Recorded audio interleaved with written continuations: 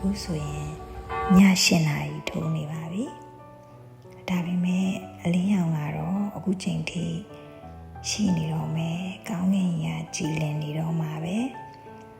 နေရောင်လေးရတယ်ထွက်နေတော့မယ်ဒီလိုလှပတဲ့ဥရောပနိုင်ငံတွေရဲ့ညအလှကို